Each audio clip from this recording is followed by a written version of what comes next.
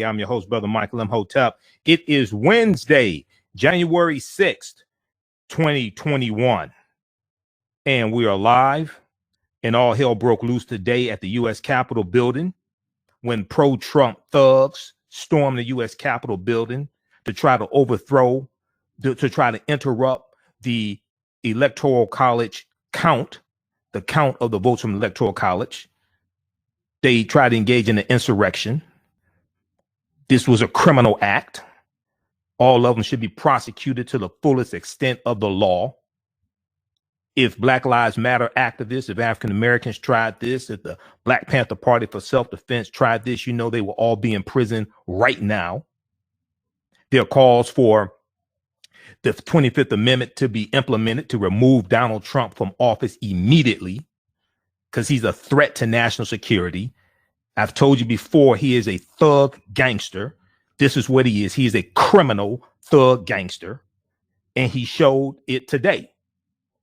So we're going to break down, give you a recap of what happened today. If you've been following me on my Facebook fan page, The African History Network, The African History Network, we've been covering this display of domestic terrorism by a bunch of thugs, by a bunch of criminals, by a bunch of traitors to the country.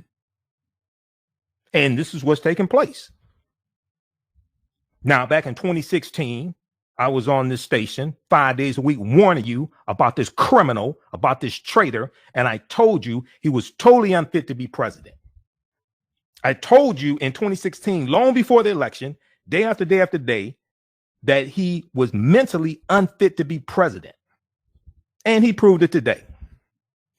So now the whole world sees what I've been talking about. Everybody share this broadcast on your social media platforms. We're broadcasting on our Facebook fan page, The African History Network, The African History Network, and our YouTube channel, Michael Imhotep, IMHOTEP. So we deal with chaos as the U.S. Capitol building was stormed by a mob of pro-Trump supporters, a bunch of thugs. This was an attempted coup. This was an attempted coup. The last time we probably saw something like this on this level was in 1898 in Wilmington, North Carolina, where you had a bunch of white supremacists that overthrew the duly elected biracial government. We talked about that here on this show. That was back in 1898. We see that Vice President Mike Pence had to be evacuated. Senator Chuck Grassley had to be evacuated. House Speaker Nancy Pelosi had to be evacuated. So we're going to deal with a recap of what took place today.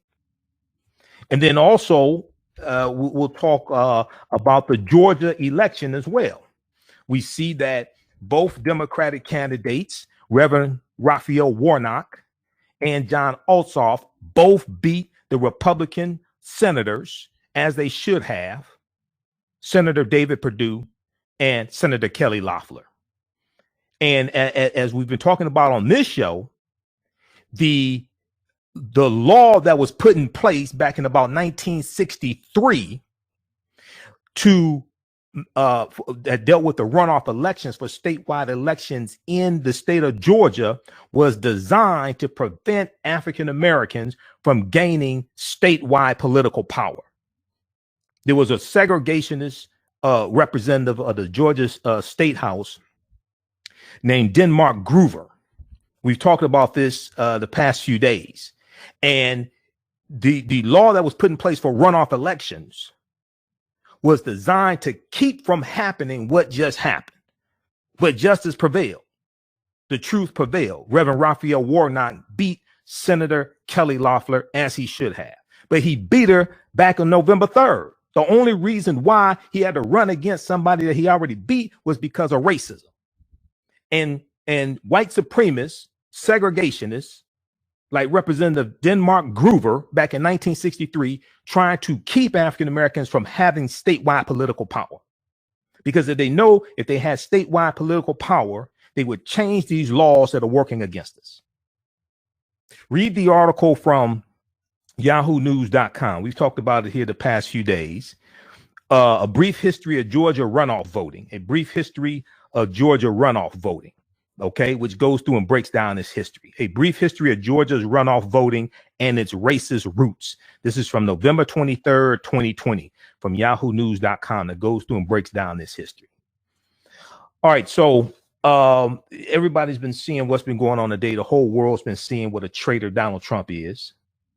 Not just a sore loser, but a traitor. He doesn't care about the Constitution. He doesn't care about the safety of his own followers, anything. Only thing he cares about is himself, and he's trying to stay out of prison, but that's where he belongs. He's a thug criminal who belongs in prison. So far, we see that one person died today. We see the updates from NBCnews.com. We're going to look at updates from Washington Post, NBC News, probably New York Times, ABC News also. We see that the Congress was evacuated, National Guard activated.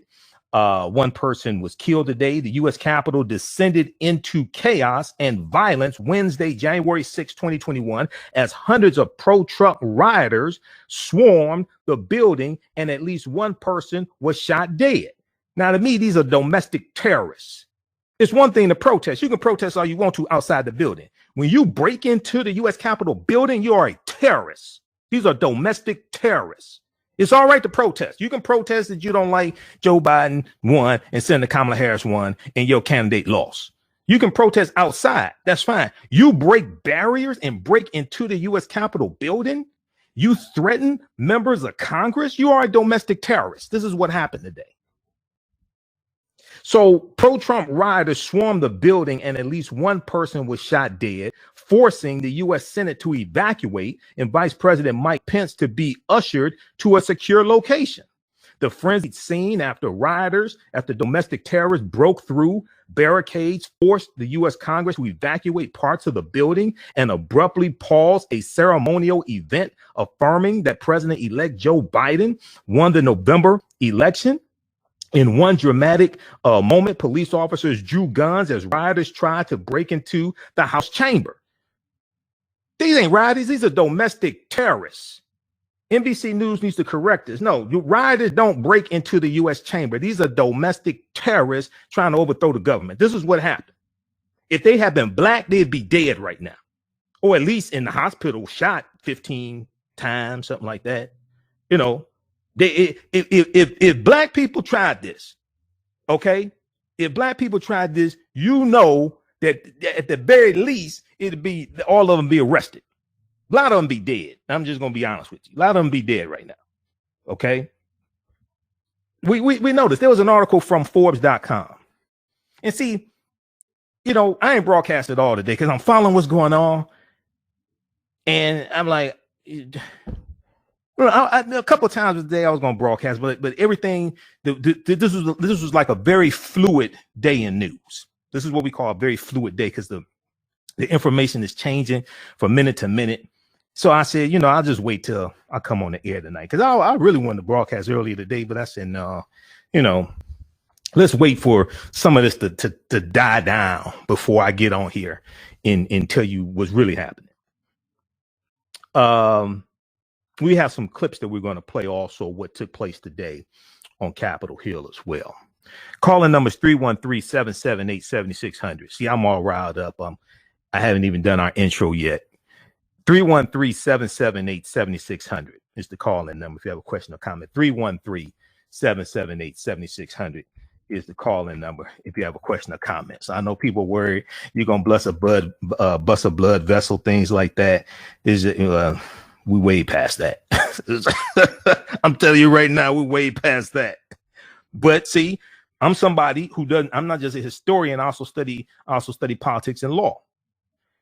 You cannot have a dictator as president of the United States. You cannot have somebody who's a sociopath and has dictator-like tendencies as president of the United States.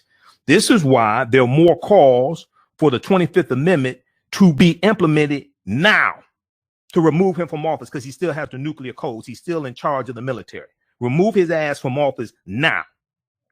Okay, let's go back to this because we're coming up here on the break. All right. and believe it or not, I'm trying to stay calm. believe it or not, I really am trying to stay calm. All right. But you know, hey, and then you had dumbasses in 2016 telling African Americans don't vote. Nonsense. Okay, but let's continue here. Okay, so Vice President Mike Pence who was presiding over the joint session of Congress. So this was a joint session of Congress, the House of Representatives and the U.S. Senate. Okay, joint session of Congress. This is ceremonial. Usually, every 4 years, this takes place.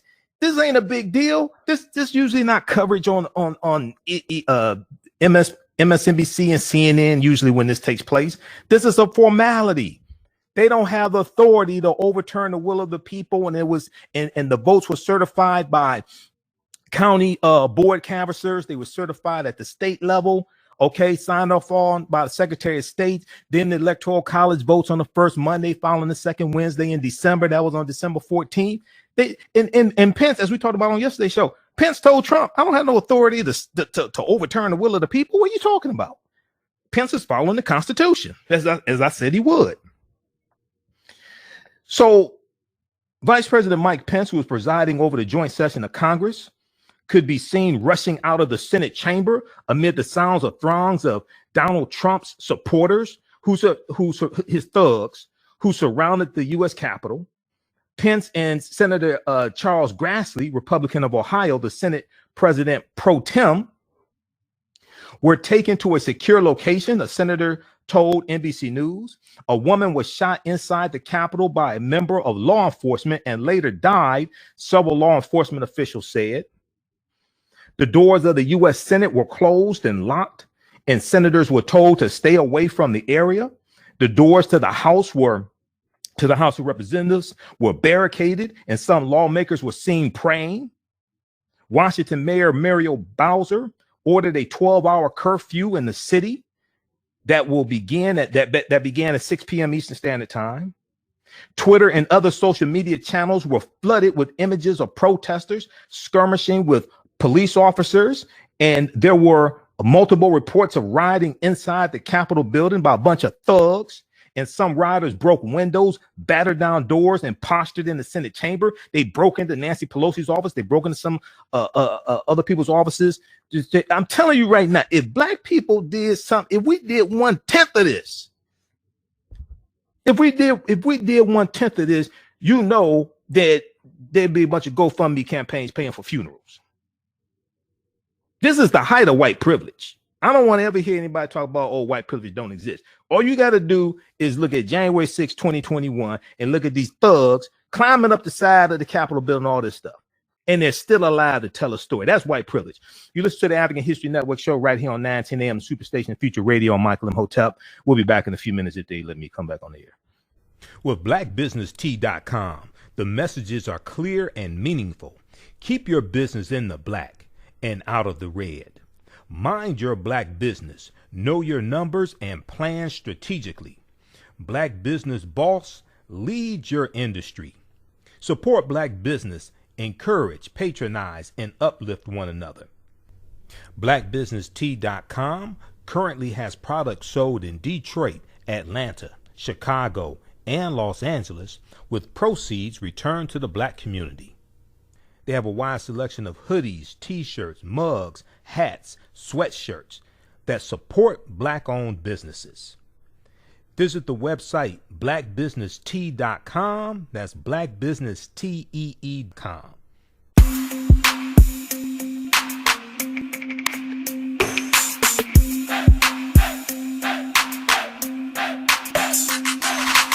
Are you getting ready for fall or winter? We have the solution for all seasonal clothing needs. Comedicwear.com is the go-to online source for Comedic African fashion and lifestyle products with a contemporary twist.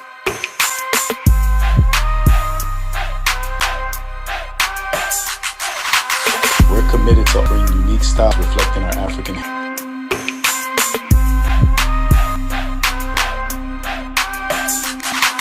Comedicwear.com is inspired by ComedicScribes.com to influence our people in learning and showing pride.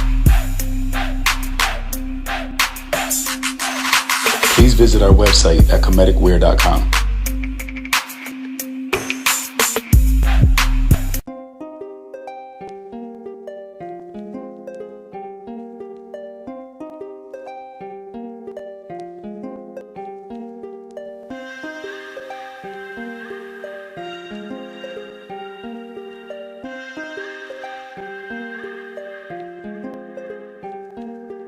Black Bees products are a collection of natural, organic, personal care products with an appreciation of nature and bees.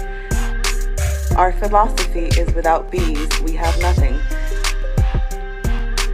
We are honoring our Nile Valley ancestors who understood the importance of bees. Black Bees created a high-quality, natural, organic personal care line that would be affordable to everyone. We hope you try and enjoy our Black Bees products line and come back and visit us at blackbeesproducts.com.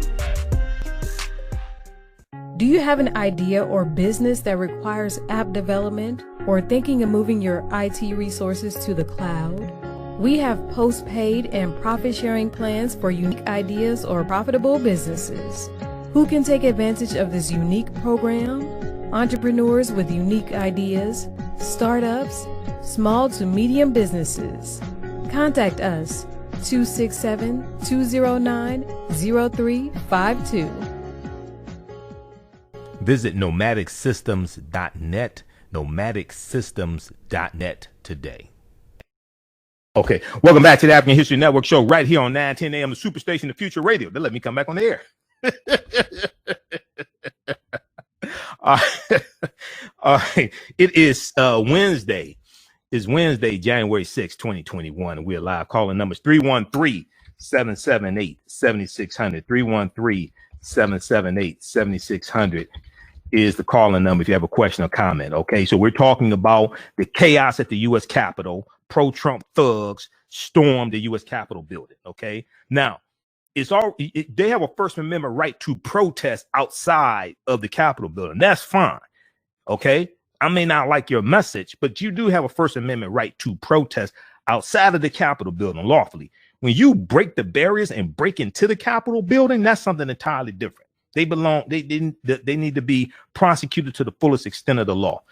All right. On the African History Network show, we focus on educating, empowering, and inspiring people of African descent throughout the diaspora and around the world, because right now it's corrects wrong behavior. What you do for yourself, what you do to yourself, and what you allow other people to do to you and get away with is based upon what you think about yourself. What you think about yourself is based upon what you've been taught about yourself.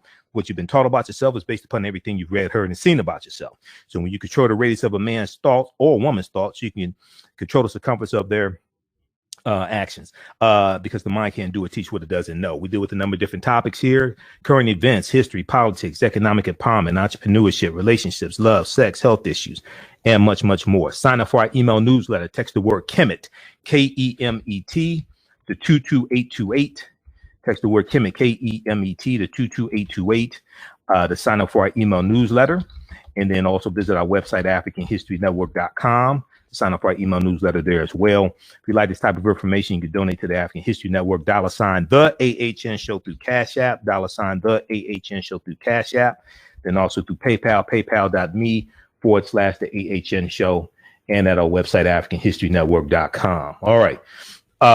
Okay, let's get back to what took place today. So the Congress reconvened to certify the Electoral College votes. All right. And they're having a debate over one state, the vote, the objection for the state of Arizona. They took that vote and they're rejecting that objection. So we're not sure how long this process is going to take place. But at the end, after all is said and done, the will of the people is not going to be overturned. Joe Biden will be sworn into office as president. Senator Kamala Harris will be sworn into office as vice president. OK, this is a formality. This is the equivalent to the Academy Awards, and the person who reads the name of who won the category, they can't say, oh, no, we don't like that. We want Tyler Perry to win. Oh, we want Purple Rain to win. Oh, no, we want Malcolm X to win, even though Malcolm X should have won, but they can't overturn. The votes already took place. They can't overturn this. This is a formality. OK, the problem is you have some people grandstanding and other people don't understand the Constitution.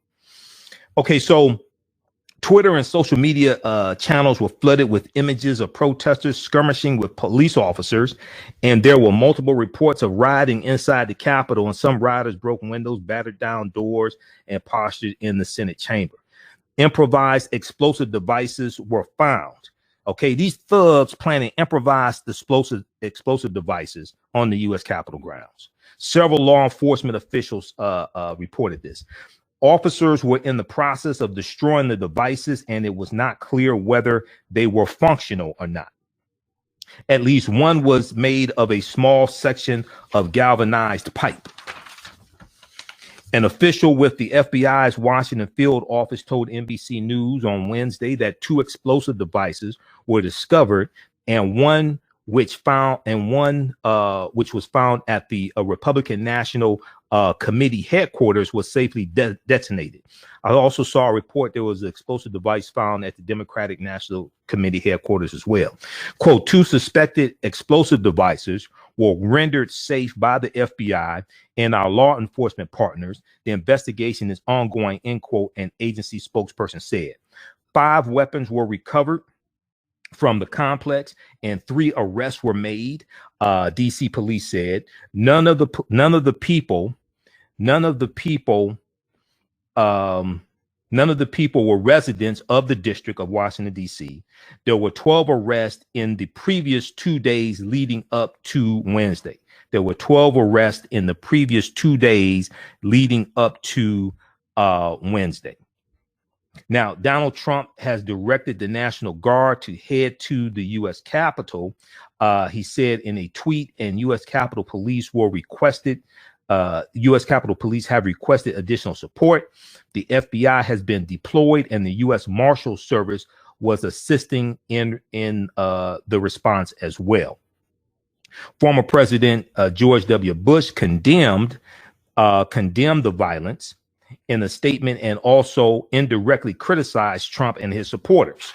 Okay, so we'll come back to that in just a second here. Let me, for the sake of time here, I want to look at a couple of things quickly here. There was a good article from Forbes.com. What if they were black? Commentators, Twitter users denounce double standard as cops take selfies with Capitol protesters. What if they were black? Okay, now this is by Isabel Toga, Togoh. I think that's how you pronounce her name. This is for Forbes.com.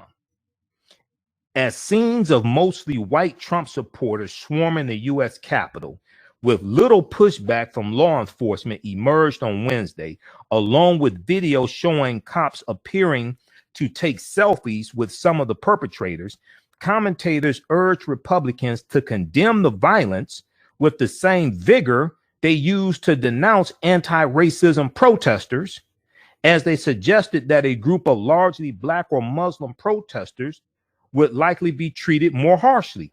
Hey, Shakita, I'm going to go to clip number, I think it's clip number 3 from Joanne Reed from MSNBC. So cue that up, clip 3, okay? If this was a BLM protest, I'm going to go to that in just a second. Let's see.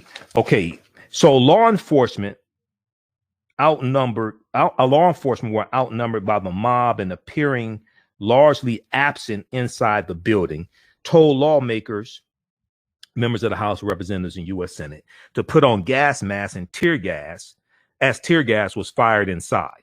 Okay, a clip posted on social media by political consultant Timothy Burke appeared to show Trump supporters taking a selfie with law enforcement after breaking into the U.S. Capitol.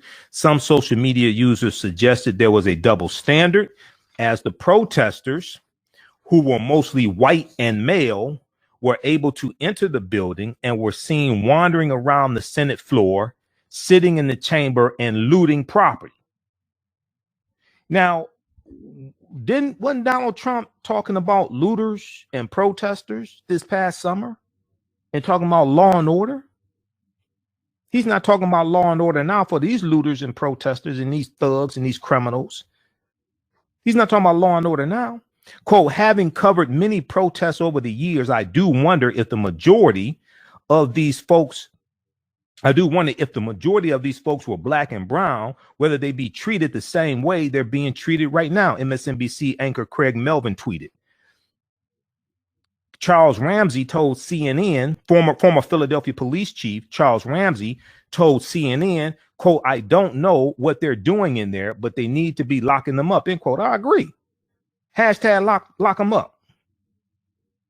At least 13 people have been arrested and 5 weapons have been recovered so far citywide amid Wednesday's pro-Trump protests. Washington D.C. Police Chief Robert Conte III said. Now, CNN. Let's see here. Okay, let's go to this clip here. This is from January 6th. MSNBC, Joanne Reed. If this was a BLM protest, Black Lives Matter, there would already be people shackled, arrested, or dead. Let's go to this clip.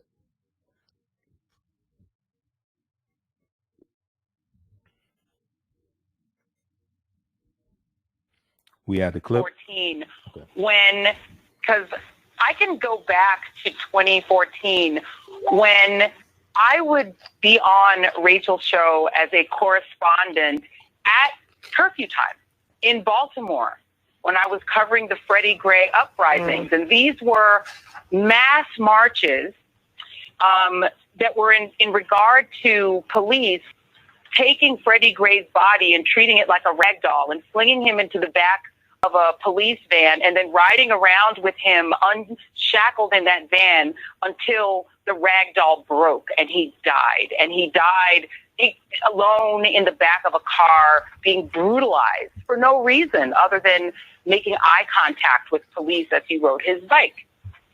And the uprisings that took place after Freddie Gray brought in what a level of policing that I've never witnessed ever in life. It looked like a war zone. Police brought in tanks. They brought in body armor. They were wearing full body armor rubber suits where they almost looked robotic, full gear, enormous, powerful weaponry. And they were phalanx out all across Baltimore, 10 and North. They were standing menacingly, waiting to brutalize anyone who even looked at them funny. The level of force, the level of just almost indiscriminate rudeness, cruelty, hardness of those police officers. And at curfew time, which would be 9 o'clock, and then almost every night during that uprising, at some point I would go on with you, Rachel, and describe to you what I was seeing, and it was terrifying. And what terrified me in those moments in Baltimore were not the marchers. I was never afraid among the marchers. The marchers just wanted justice. They just didn't think it was okay to just kill a guy because he looked at the police funny. I was afraid of them. I was afraid of the cops because they were menacing. They knew those marchers were coming every night. They knew there was going to be a curfew every night. The great Elijah Cummings would walk people home and get them to go home because he didn't want them out after curfew. There would always be some guys who would stay out after the curfew, who would refuse to go home, who would claim the right to be in their streets. And I was never afraid of them. I was afraid of the cops.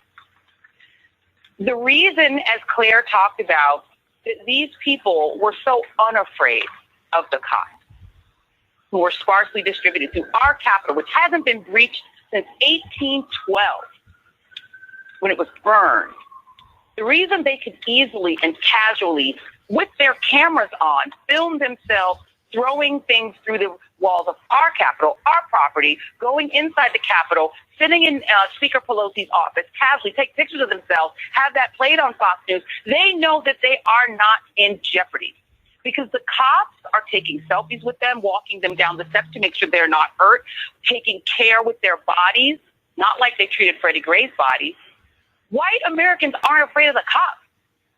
White Americans are never afraid of the cops, even when they're committing insurrection, even when they're engaged in attempting to occupy our capital, to steal the votes of people who look like me. Because in their minds, they own this country. They own that capital. They own the cops. The cops work for them. And people like me have no damn right to try to elect a president because we don't get to pick the president. They get to pick the president. They own the president. They own the White House. They own this country. And so when you think you own it, you own the place, you ain't afraid of the police because the police are you. And the police reflect back to them. We're with you. You're good. We're not going to hurt you because you're not them. Guarantee you, if that was a Black Lives Matter protest in D.C., there would already be people shackled, arrested, or dead. Shackled, arrested, en masse, or dead. All right. Cunningham on here. Oh, keep going. She'll tell you how they treated her in Ferguson. Keep going. Keep going. They treated her at every Black Lives Matter march. Get Patrice colors on. They'll tell you. They'll tell you what it feels like to protest peacefully and unarmed and have how the police will treat you if you're Black. That's it. They're not afraid of the cops because they know the cops are cool with it. All right. So that was pause right there. Okay, so that was Joanne Reed on MSNBC today. That's the name of that clip is "If this was a BLM protest, there would already be people shackled, arrested, or dead." Okay, we'll watch that at msnbc.com. We'll post the clip here. Okay, I want to go to, and let me know if we have any callers, Shakita. Okay, I want to go to the story here from abcnews.com. Members of Trump cabinet discussing invoking 25th Amendment. Sources. Members of Trump's cabinet discussing invoking 25th Amendment. Sources. Many have been horrified by Wednesday's events and Trump's lack of action. There have been discussions among some members of the Trump cabinet and allies of Donald Trump about the 25th Amendment to the U.S. Constitution, which would be a vehicle for members of the cabinet to remove this traitor from office. Multiple sources with direct knowledge of the discussions tell ABC News. I call him a traitor. That's my word. ABC News didn't call him one, but I call him a traitor because he is. It is unclear how extensive these conversations have been or if Vice President Mike Pence is supportive of this action. Many have been horrified by Wednesday's events and Trump's encouragement and lack of engagement to call in resources to stop the protesters, the sources said. Trump has only 14 days left in office. It's 14 days too many.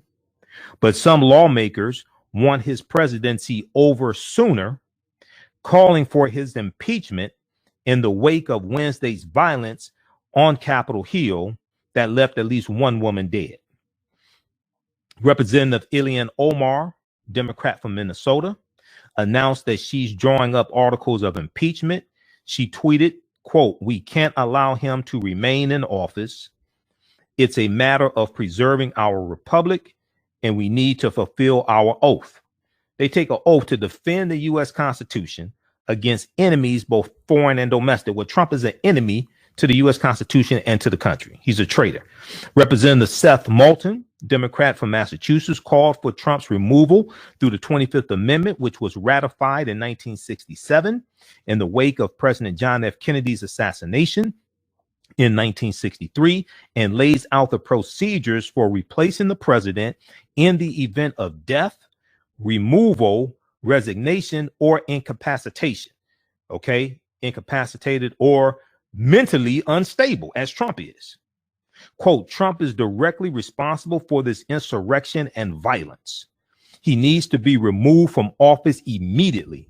It is the constitutional responsibility of Vice President Pence and the cabinet to exercise the power granted them by the 25th Amendment, or Congress must immediately impeach and remove the president for the safety of our nation," end quote. Representative Charlie Crist, Democrat from Florida, agreed. Other lawmakers called for Trump's removal from office.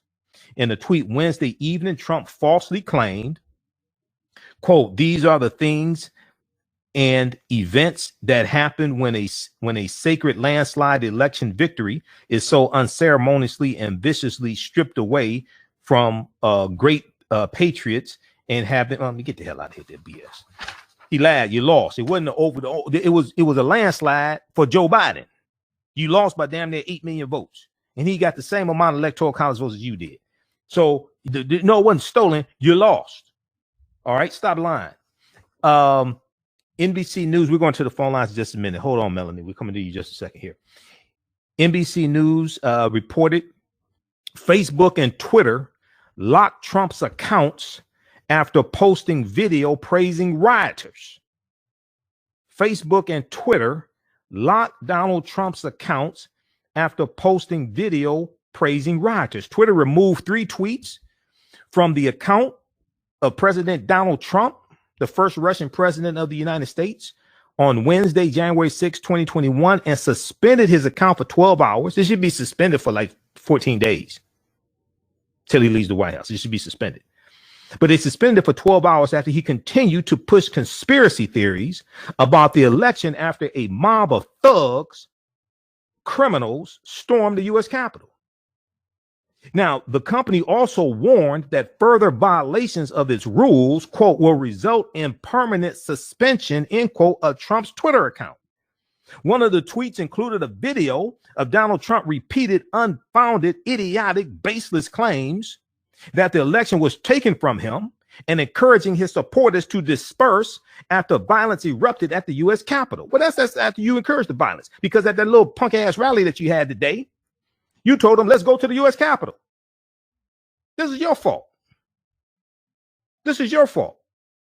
He said that law and order were needed and that he loved his supporters. Law and order is needed. They need to lock your ass up. That's law and order. Start with you. Law and order is needed. Go from the top down. Law and order is needed. They need to lock your ass up. Facebook and YouTube also removed the video from Trump's accounts. Facebook said it would be blocking Donald Trump's account from posting for 24 hours due to 2 policy violations. Twitter removed Trump's post after initially having prohibited it from being retweeted or replied to. They just removed his post. Good. It had added a tag to the post that read, quote, this claim of election fraud is disputed and this tweet can't be replied to, retweeted, or liked due to a risk of violence. Twitter also removed a subsequent tweet from Trump. Now, Twitter said through one of its company accounts that if Trump removes the tweets, his account will be unlocked. Trump's official government account on Twitter, which he does not use as frequently as his personal account, remains active. Trump's official government account on Twitter, which he does not use as frequently as his personal account, remains active. The removals are dramatic steps given past hesitancy to curb the speech of political figures such as the president. Twitter and Facebook have placed fact-check labels on some of Trump's posts in the past when they included information that violated their rules, and Twitter has temporarily locked his personal and campaign accounts before. YouTube said in a statement that the video violated, quote, policies regarding content that alleges widespread fraud or errors changed the outcome. YouTube said in a statement said that the video that Trump posted violated, quote, policies regarding content that alleges widespread fraud or errors changed that the outcome, end quote. Facebook said, quote, the violent protests in the Capitol today are a disgrace. We prohibit incitement and calls for violence on our platform. We are actively reviewing and removing any content that breaks these rules, end quote. So read the rest of this article here from NBCnews.com. Facebook and Twitter locked Trump's accounts after posting video praising rioters. They were trying to, this was an insurrection, and he praised that because he's a traitor. This is what you're dealing with. All right, let's go to the phone lines. Let's go to Melanie, line 1. Hey, Melanie, welcome to the African History Network show. Thanks for holding. Tell us where you're calling. Well, hold on. Who we have? Yeah, Melanie, line 1. Tell us where you're calling from, Melanie.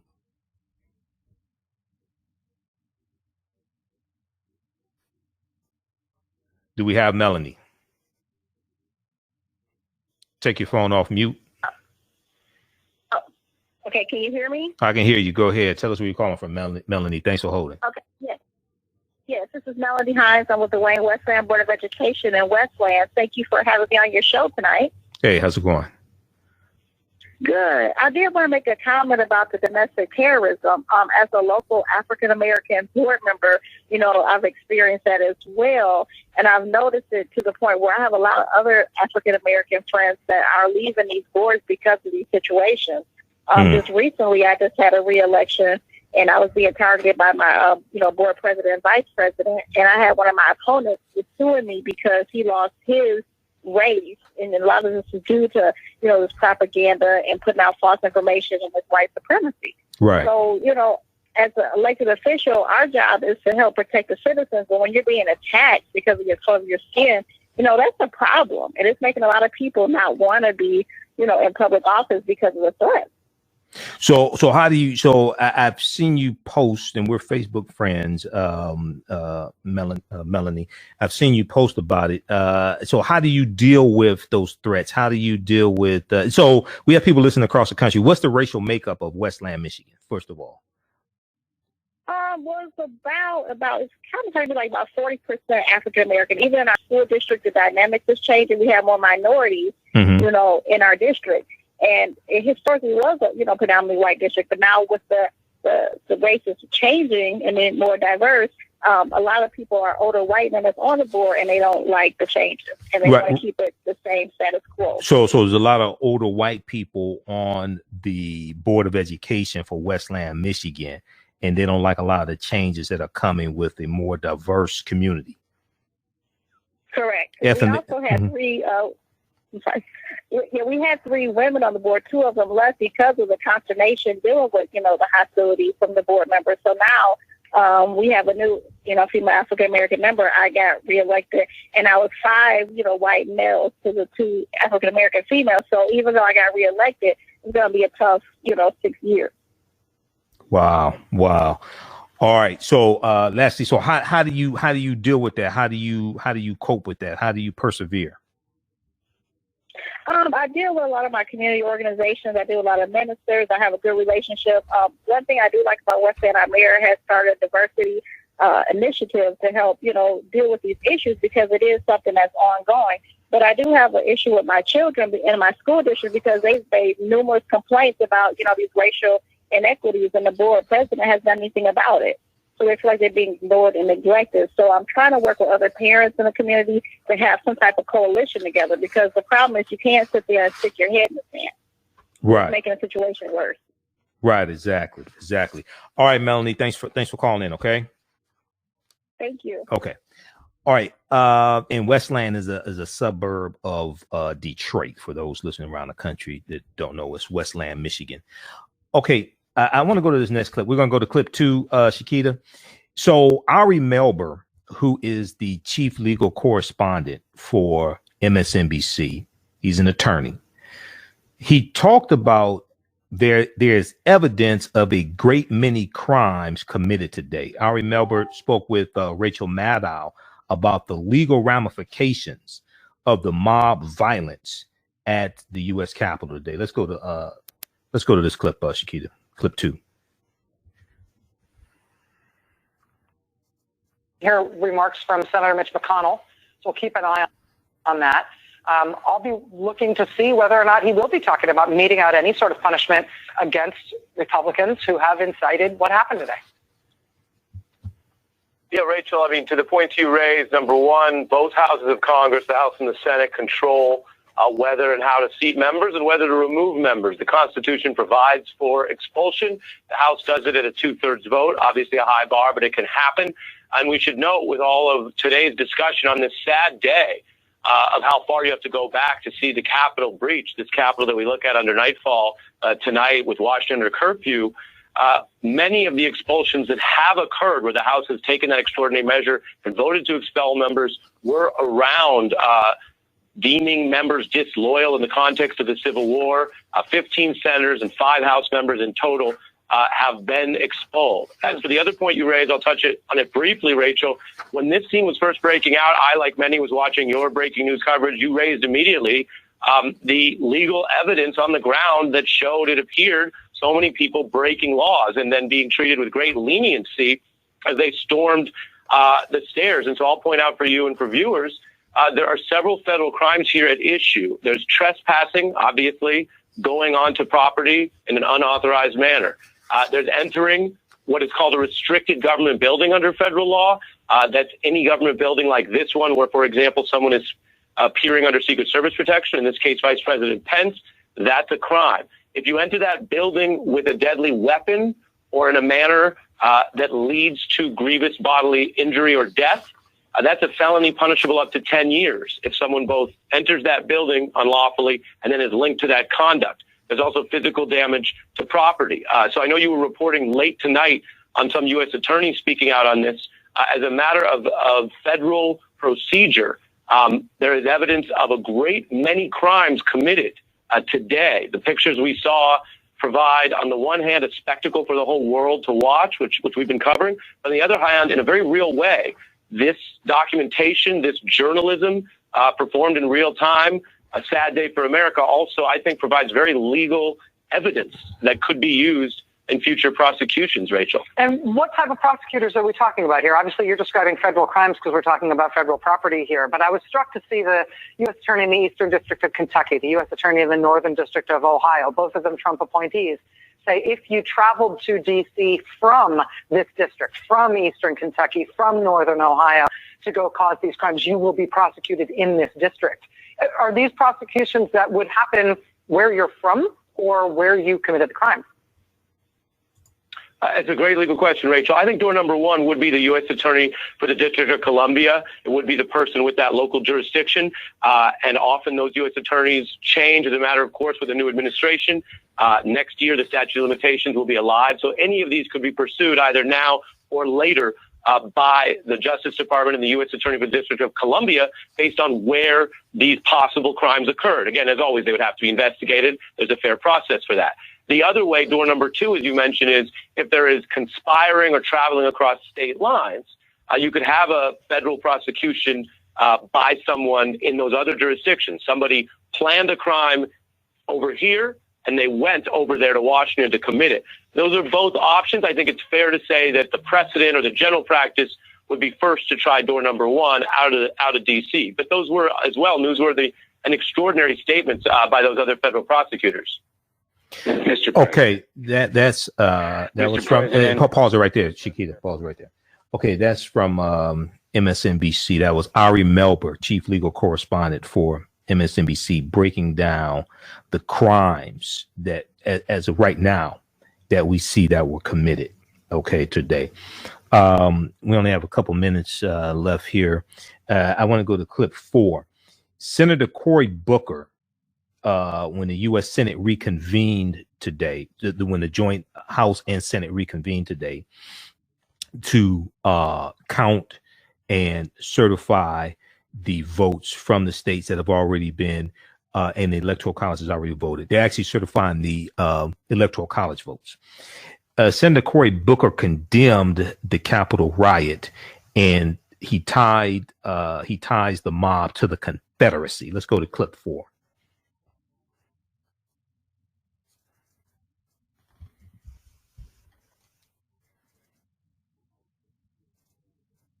Senator Cory Booker condemns Go ahead. Individuals laid siege to our Capitol, stormed our sacred civic spaces, and tried to upend and overrun this government. One was in the War of 1812, and the other one was today. What's interesting about the parallel between the two is they both were waving flags to a sole sovereign, to an individual, surrendering democratic principles to the cult of personality. One was a monarch in England, and the other were the flags I saw all over our Capitol, including in the hallways and in this room, to a single person named Donald Trump. The sad difference between these two times is one was yet another nation in the history of our country that tried to challenge the United States of America. But this time, we brought this hell upon ourselves. My colleague from Texas said that this was a moment where there were unprecedented allegations of voter fraud. Yes, that is true. They were unprecedented when the president, before the election even happened, said, if I lose this election, then the election was rigged. That's unprecedented. It's unprecedented before the night the voting even the counting of the vote was even done that he called it rigged.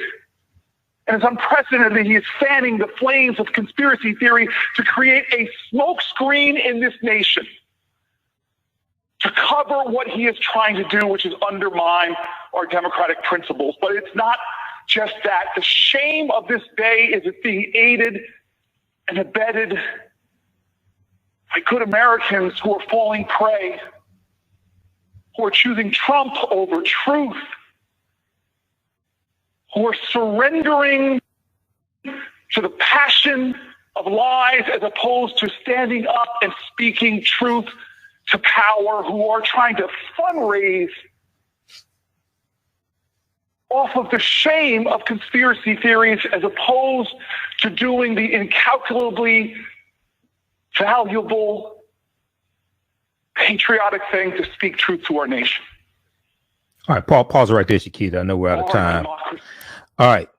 So, hey, those watching us on our Facebook fan page, The African History Network, and our YouTube channel, Michael Imhotep, keep watching. We're going to keep broadcasting there.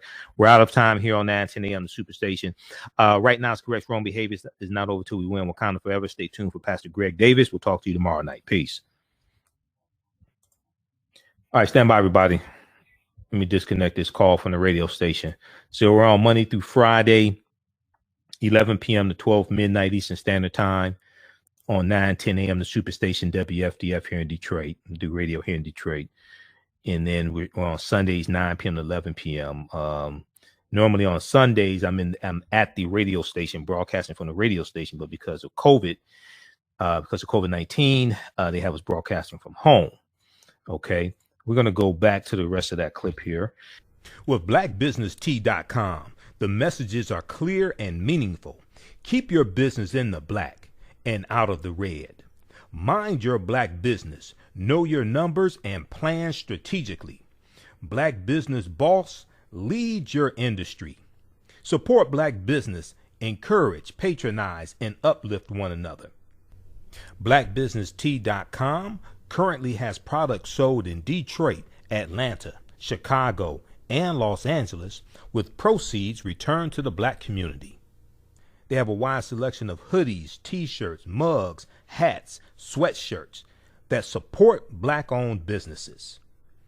Visit the website blackbusinesstee.com. That's blackbusinesstee.com.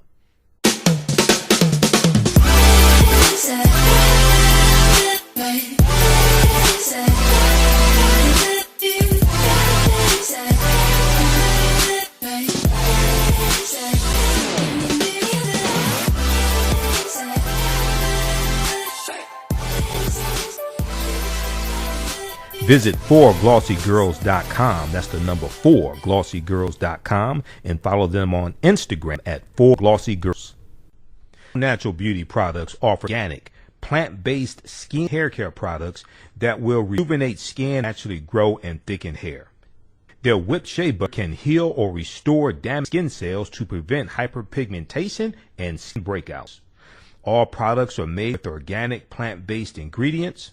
Their maximum hair growth oil is fortified with organic oil extracts and undeniably proves that Mother Nature knows best. It thickens, softens, and conditions all types of hair. They even guarantee hair improvement within 90 days or a full refund. Their all-natural 24-hour deodorant leaves the body smelling fresh without sweating for up to 24 hours. It does not stain fabric, goes on smoothly, and has a refreshing lavender and frankincense aroma. It can be used by men and even women. Place your day at Soul Natural Beauty Products. That's soulbeautyproducts.com, and follow them on Facebook, Soul Natural Beauty Products.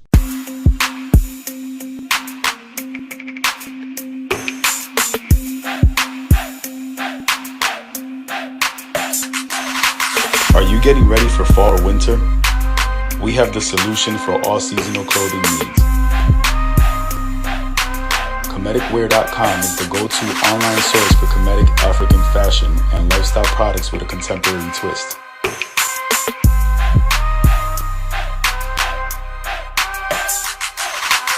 We're committed to offering styles reflecting our African heritage.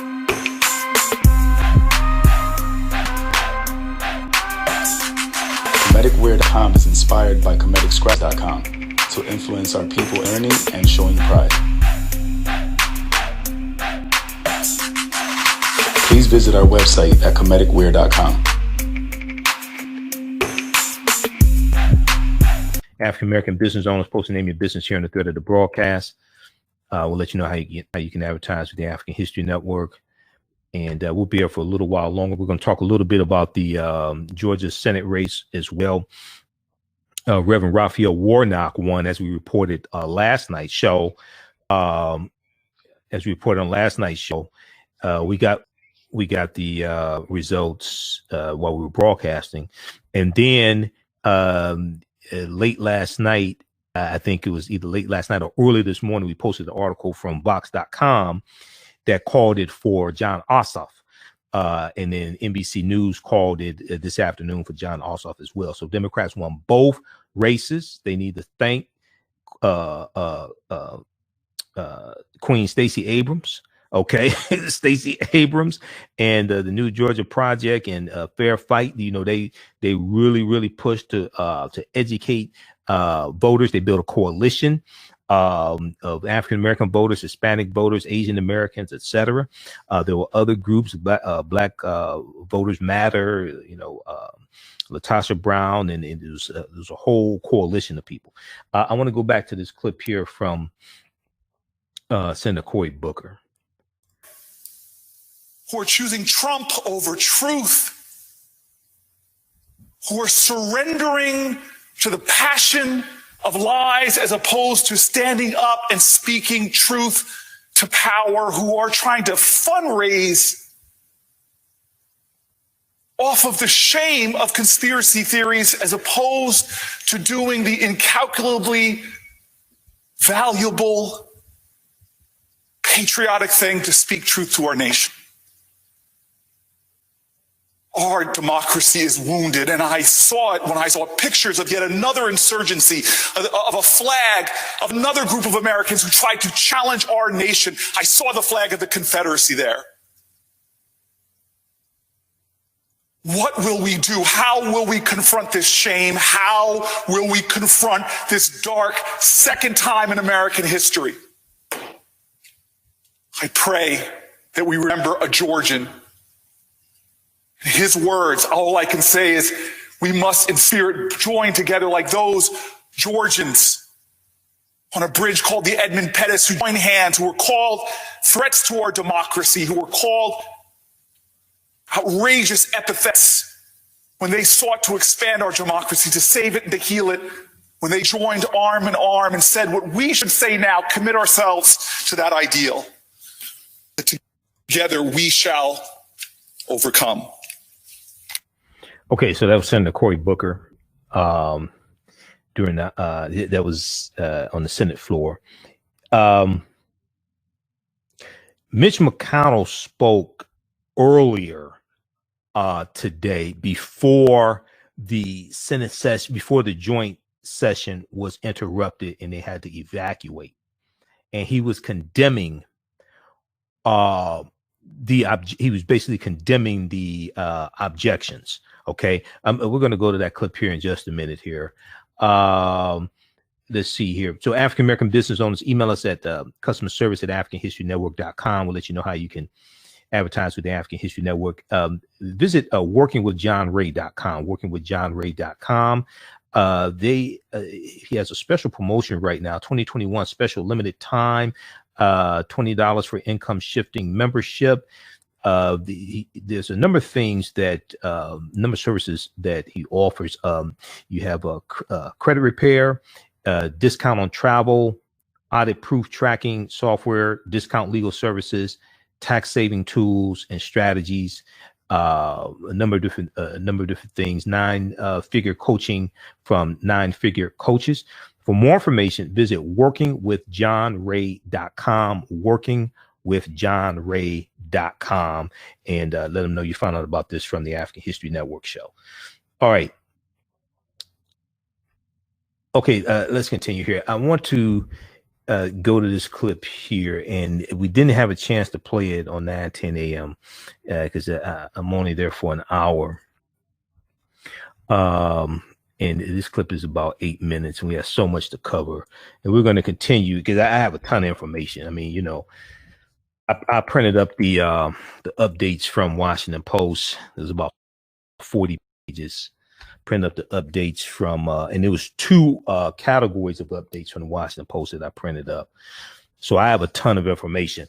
But while this clip queues up, Jon Ossoff and Reverend Raphael Warnock won their two races in Georgia, rightfully so. Democrats have swept both seats in Georgia's critical runoff elections.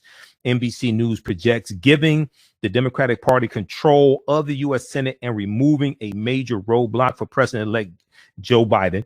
But one of the most important things is that Moscow Mitch McConnell will not be Senate Majority Leader.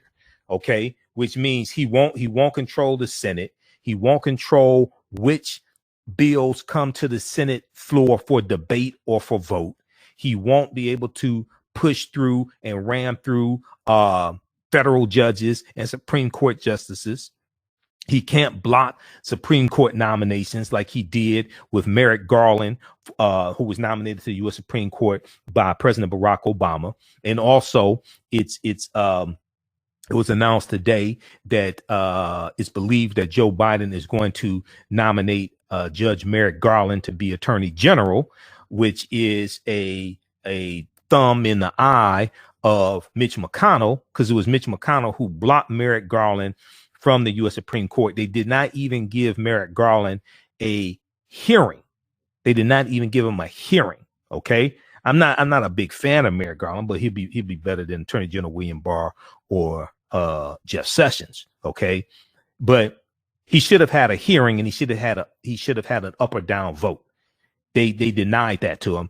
And the same thing, they denied that to him, just like they denied it to Myra Selby. Myra Selby was nominated in 2016 to the Seventh Circuit Court of Appeals to be a judge, Seventh Circuit Court of Appeals, which is part of that circuit, part of that territory of Chicago.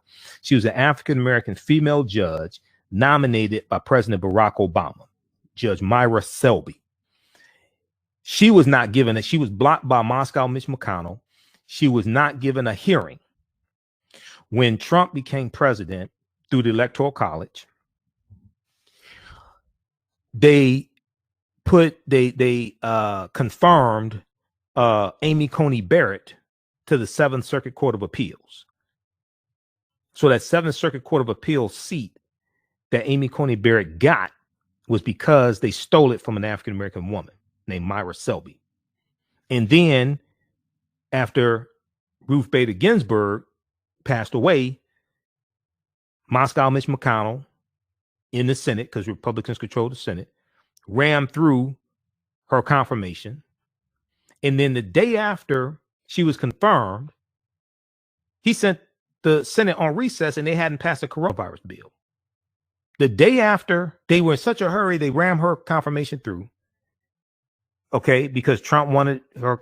Trump wanted her on the Supreme Court because he wanted to get the results of the 2020 presidential election in the Supreme Court. And he thought if he had 3 Supreme Court justices that he put on the court, they were ruling his favor. They didn't rule in his favor. Didn't work. So I disagree with McConnell on a whole lot of things, on most things. But majority of what he said here, I agree with. So Senator Mitch McConnell, Moscow Mitch McConnell, the Grim Reaper, speaks out against trying to overturn the Electoral College results. Okay.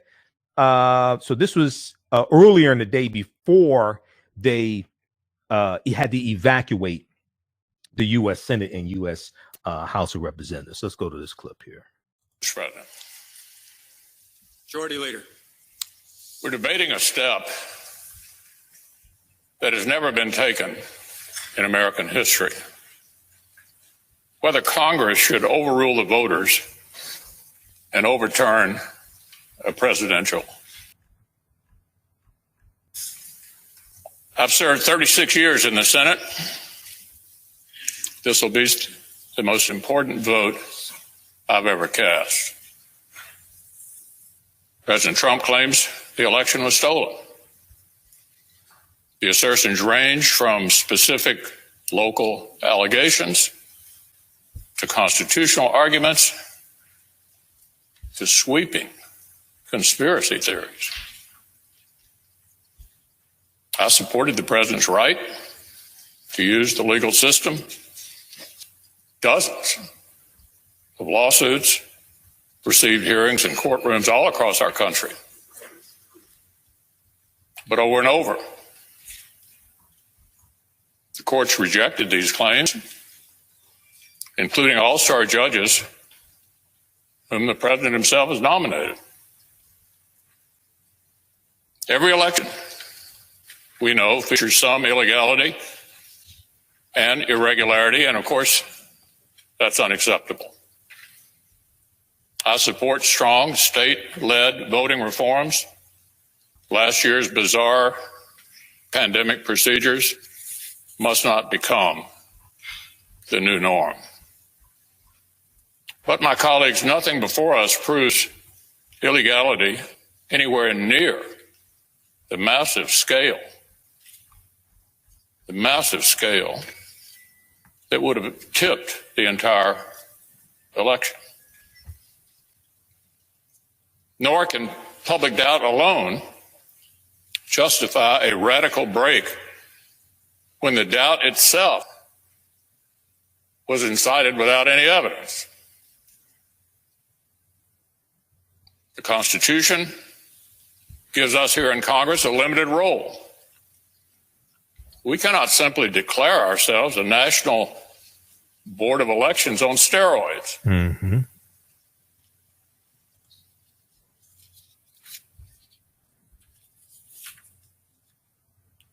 The voters, the courts, and the states have all spoken.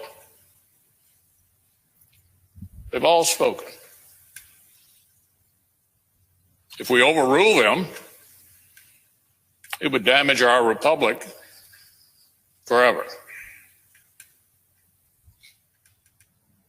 This election actually was not unusually close. Right.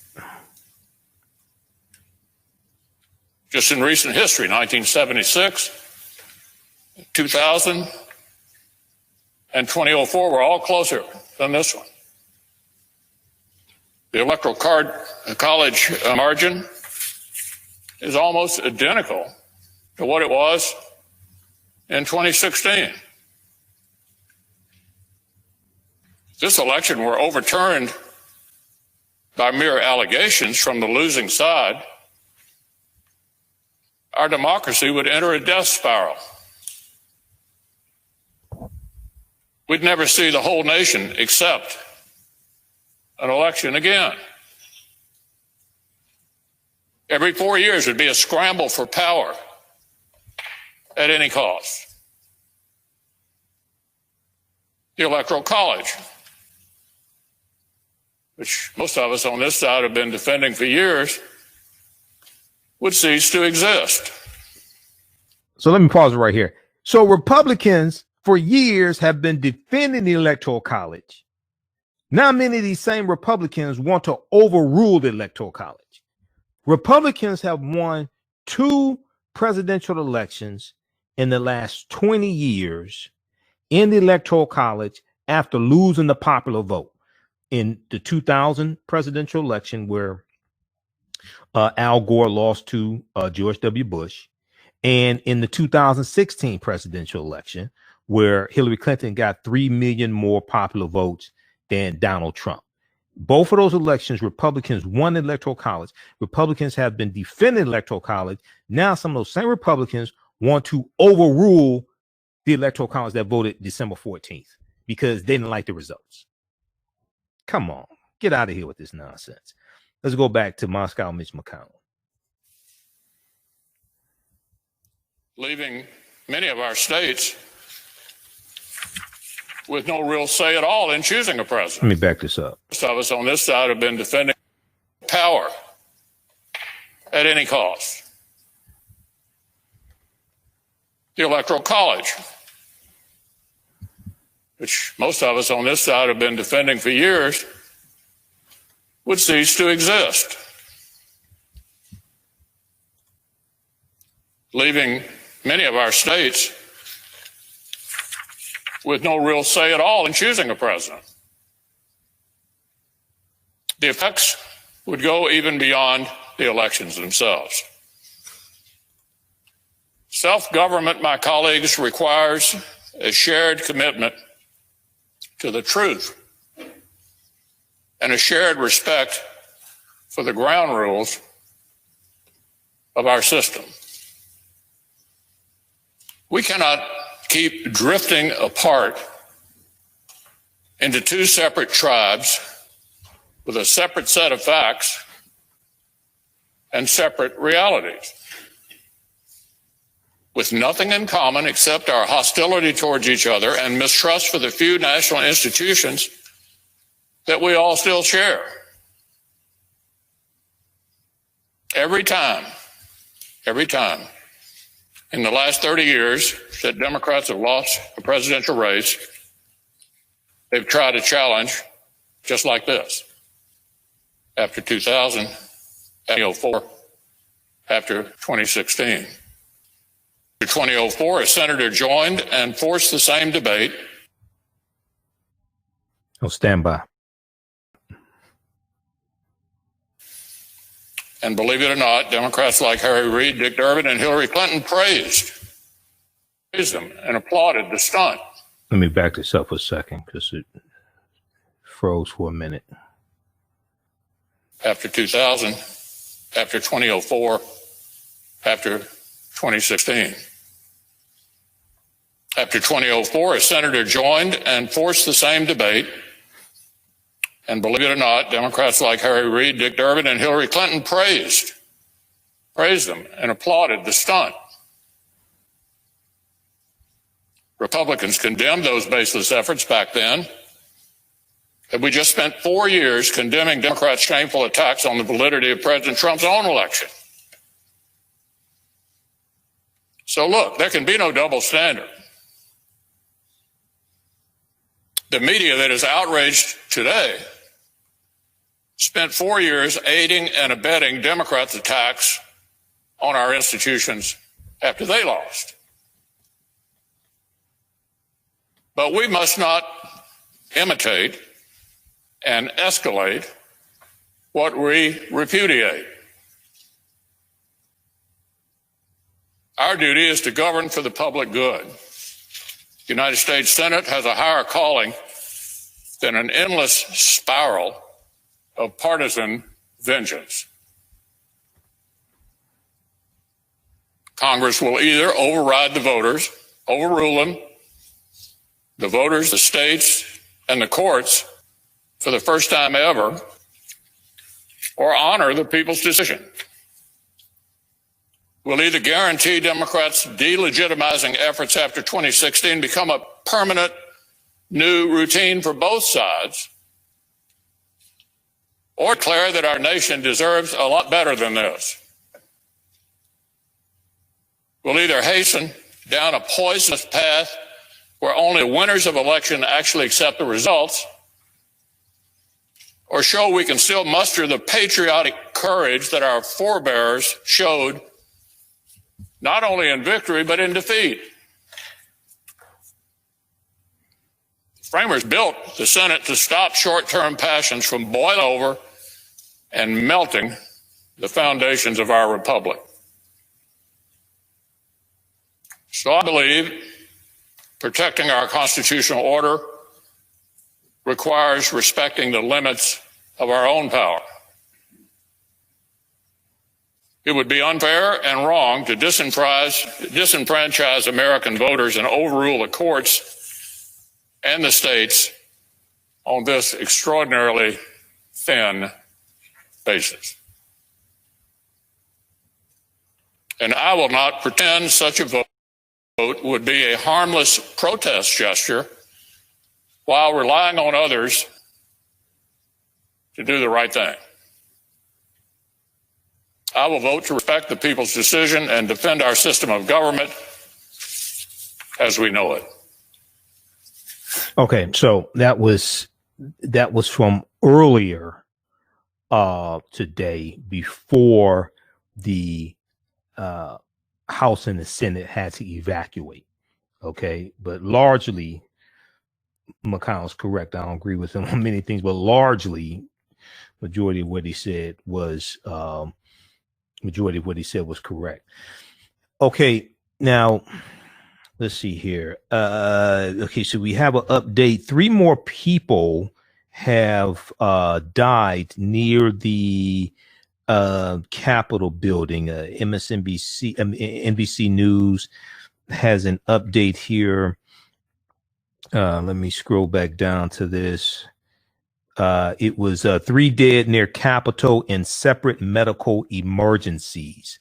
3 dead near the U.S. Capitol in separate medical emergencies. Washington, D.C.'s Metropolitan Police Department Chief Robert Contee, Contee, said that 3 more deaths were reported near the U.S. Capitol, near the Capitol riots after people had apparently suffered separate medical emergencies. Okay.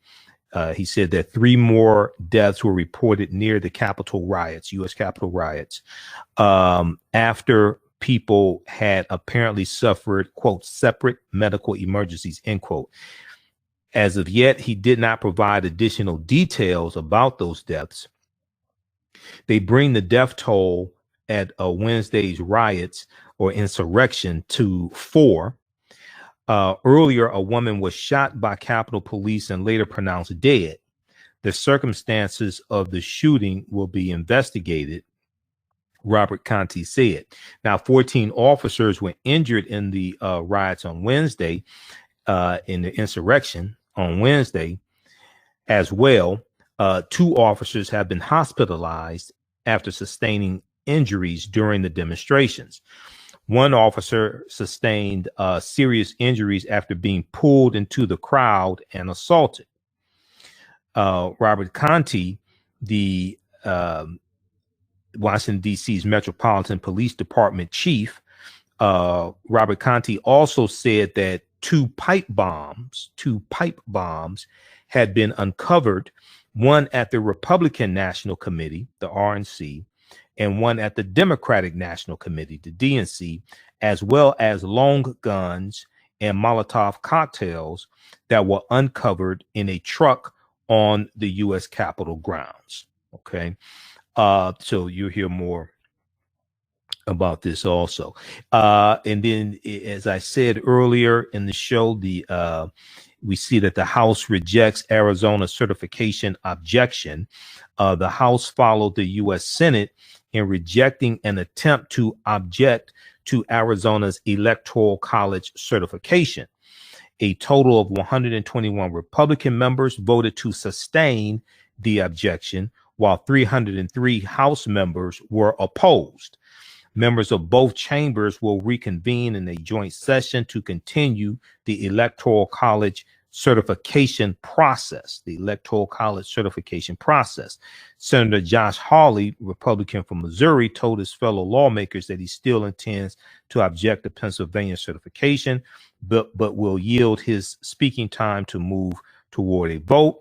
If Senator Jeff Hawley, Republican of Missouri, objects, the chambers will split into their individual sessions once again and have up to 2 hours of debate time before voting on the objection. Okay. And then we also see the emergency order in Washington, D.C. has been extended for 2 weeks. Washington, D.C. will extend its emergency order for 2 more weeks through the end of President Donald Trump's term. Mayor Muriel Bowser announced late Wednesday, quote, President Trump continues to fan rage and violence. Mayor Muriel Bowser said in a statement announcing a 15-day extension earlier on Wednesday in the wake of the overrunning of the U.S. Capitol by pro-Trump thugs, pro-Trump mobs. Mayor Muriel Bowser ordered a citywide curfew from 6 p.m. to 6 a.m. Okay. Now, so we see the Georgia runoff races. Democrats won both of those. We'll talk some more about that tomorrow. We talked about Reverend Raphael Warnock last night.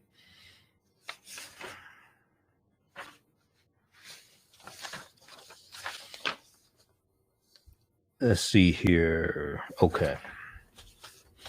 There was a good article from New York Times dealing with Stacey Abrams. The 10-year Stacey Abrams project to flip Georgia has come to fruition. The 10-year Stacey Abrams project to flip Georgia has come to fruition. So check this out from New York Times. We posted this. He got thousands of likes. And if Stacey Abrams runs for governor again, she's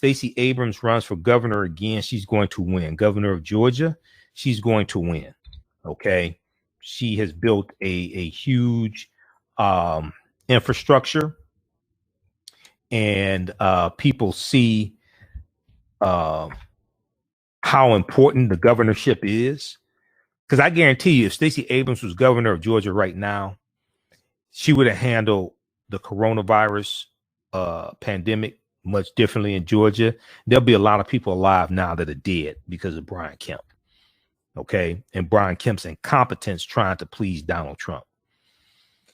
As Democrats flip both Georgia's Senate seats from the incumbent Republicans, credit flowed to one person broadly acknowledged as being most responsible for Georgia's new status as a Democratic state.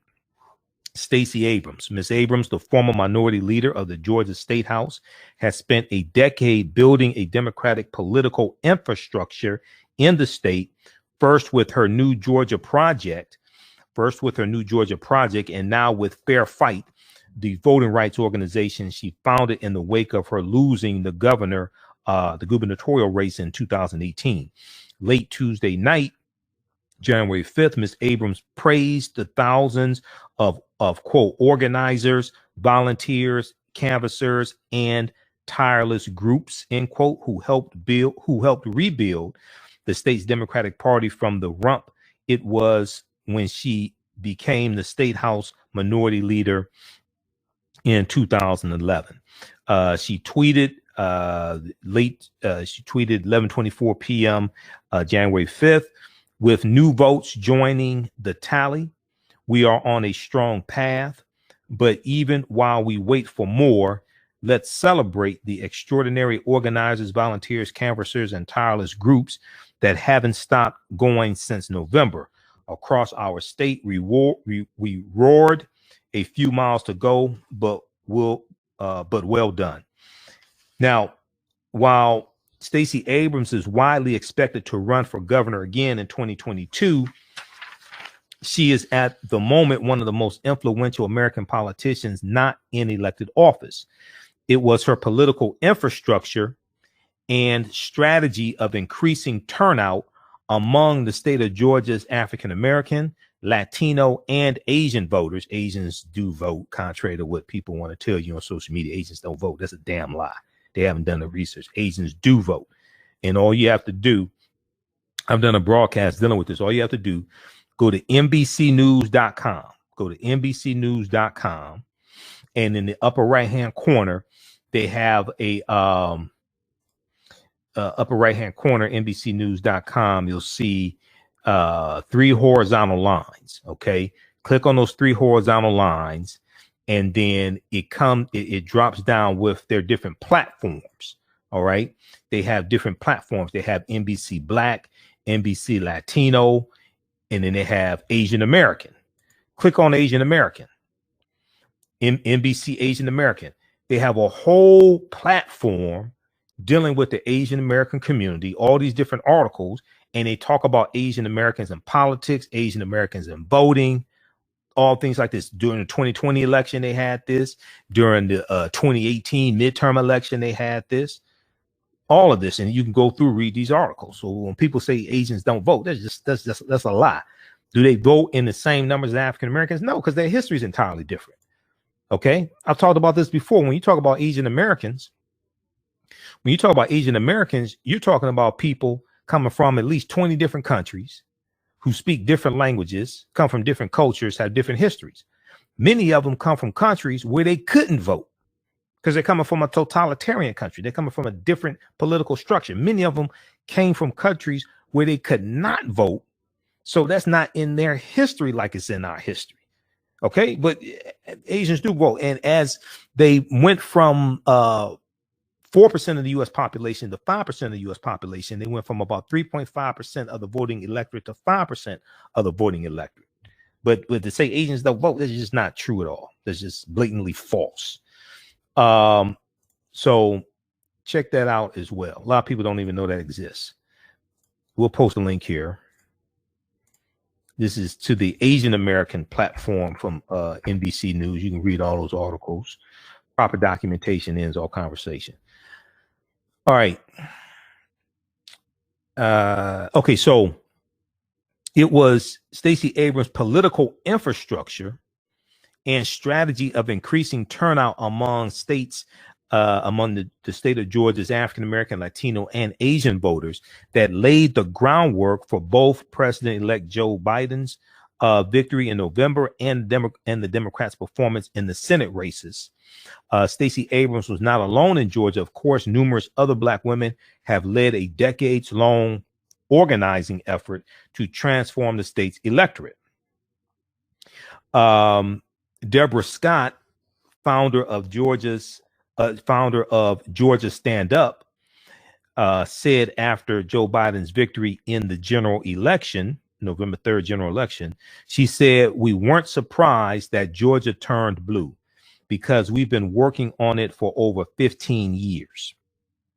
Felicia Davis, a longtime organizer in Clayton County, said it's been an uphill battle because here we're not just women, we're Southern women, and we're not just Southern women, we're Southern Black women.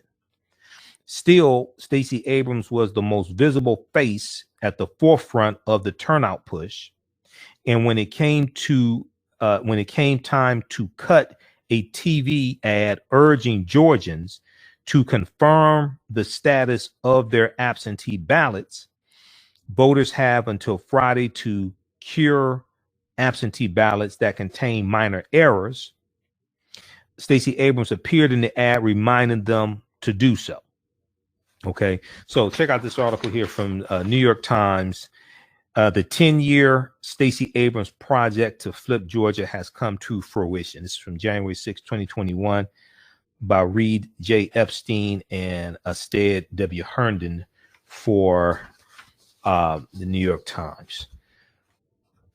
Okay, so hey, be sure to follow us on our Facebook fan page, The African History Network, The African History Network. Turn on live notifications so you know when we go live. Follow us there, subscribe.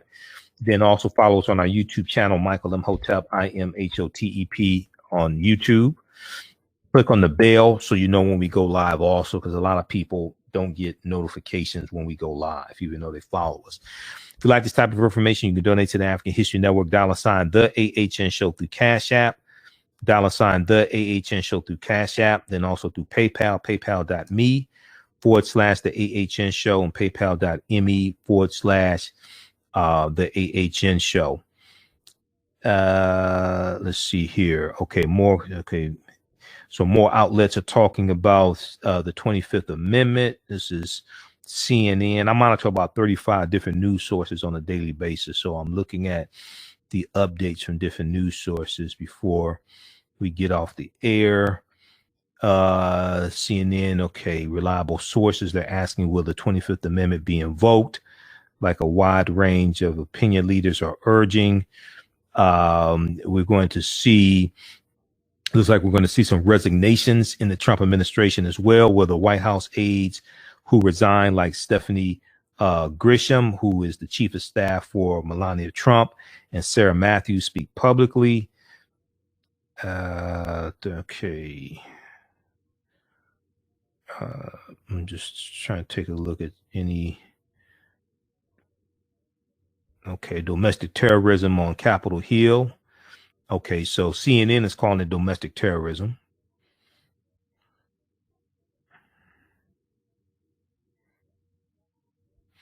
Thursday's front page of the New York Times in all caps says Trump incites mob. Washington Post banner. Headline says Trump mob storms Capitol.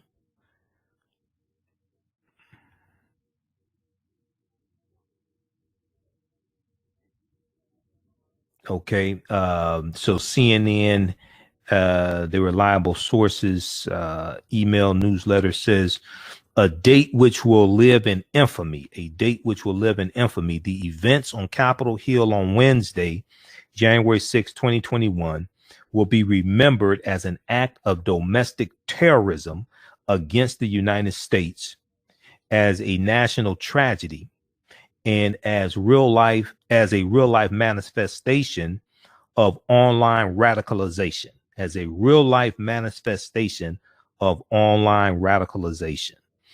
All right. So look, hey, that's going to do it for us. We'll be back tomorrow night. We rebroadcast these shows throughout the day. African American business owners, email us at customer service at AfricanHistoryNetwork.com, customer service at AfricanHistoryNetwork.com. We'll let you know how you can advertise with the African History Network also. Remember, and then my DVD lectures are at our website, AfricanHistoryNetwork.com. We have the bundle pack, the Africans who were here before Columbus, as well as other bundle packs, Black Migration 1619 to 2019. And we have, African American History Month is coming up. We have a 15 DVD bundle pack of Black History Month bundle pack lectures I've done in the past. We posted that link here also. The name of the show is Reliable Sources on CNN. Somebody doesn't have cable. Okay. So whatever. Look, we have to get out of here. Remember, right now, it's correct. Wrong behavior is not over till we win. Wakanda forever. We'll talk to you tomorrow night. Peace. Have the world famous frowny brownie yet from the 3? What are you waiting for? They are gluten and free of the big allergens. Eating their no frowny brownie. The fabulous Miss Tabitha Brown said they were good. And says that the Pink Bakery is the first owned 8 allergen-free bakes company.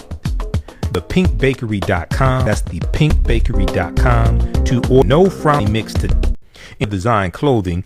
An online accessory store that sells signature statement pieces men and women.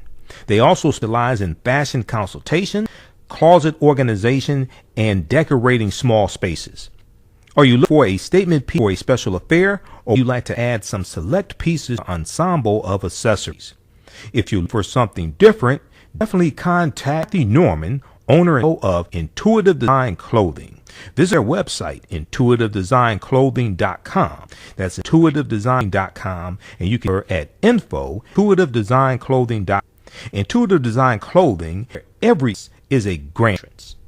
Soul Beauty Products offers organic, plant-based skin and hair care that will make skin and naturally grow and thicken hair.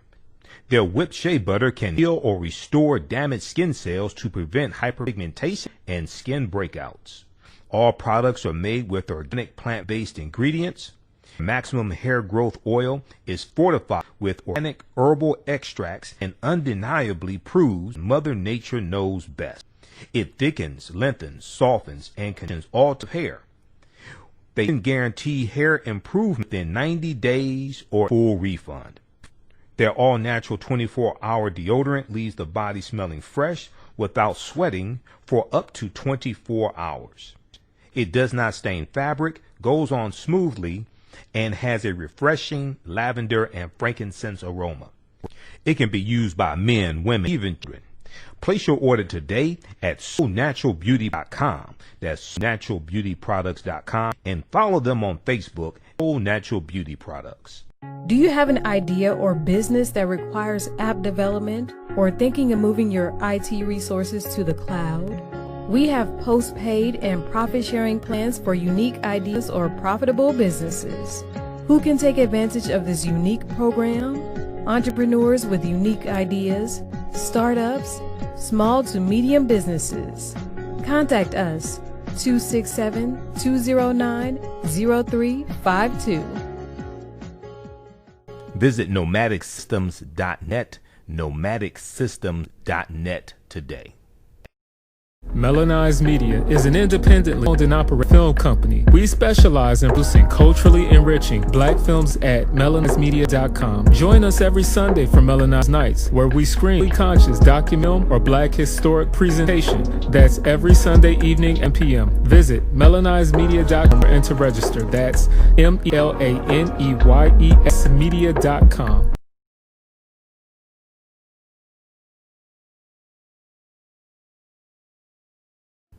For 25 years, History 101 Mobile Museum has carried on the rich sea of the Black Museum in America by chasing original artifacts, Black experience at colleges, through 12 schools, corporations, libraries, conferences, and cultural events, making it the most traversed history exhibit in American history. Dr. Khalid El-Hakam is the founder of the Black History 101 Mobile Museum, and he is highly sought after public on topics of Black social studies, education, museum, hip-hop, and race relations. Dr. Khalid, among the change NBC Universal TheAHNShow, and listed as one of the 100 men of distinction for prize. Founded the Michigan Pop Archive on the campus of Michigan University. The History 101 Museum is currently in-person virtual exhibits nationwide. For more information, please contact Dr. El-Hakam at 316-45417, 313-455-4197. Their website, Black History Mobile Museum, that's blackhistorymobile.com. You can also him at bhistory101.com, bhistory101 at Yahoo.